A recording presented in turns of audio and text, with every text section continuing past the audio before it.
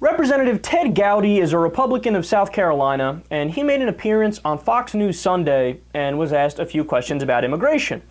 He has, in my estimation, come up with the biggest bullshit excuse not to pass immigration reform I've ever heard. He said, quote, "The 11 million is not a homogeneous group." Okay, so far so good, no problem yet. Quote, "All of the 11 million don't want citizenship. It would be curious to force it on those who don't want it." Okay, understand what he's saying. His argument is, oh, I would totally be in favor of immigration reform, but I don't want to force it on them because so many of them want to remain undocumented and want to be second-class citizens. Dude, how far up your ass did you have to reach to get that excuse? Oh, come on. Does anyone, Republican or Democrat, believe that line of horseshit? And keep in mind, this genius is the chairman of the House Judiciary Committee's Immigration Subcommittee. He also mentioned, quote, "These guys aren't going to be able to pass background checks."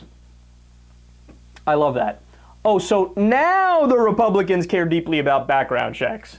But when it was for guns, they're like, no, no background checks ever, not at all. It's unconstitutional. It's not okay. It's not acceptable. Background checks are horrendous. They're evil. What if they collect all of our information? You never know what they're going to do. Big government's over our shoulder. Authoritarian. Look out. They might come for you. Oh, this is going to be horrible. But when it's immigrants, you background check the fuck out of him. What are you doing? You background check him, his mother, his grandfather, his father's father. If there's any crime at any point in his history, jaywalking, anything, deport his ass. What happened, big guy?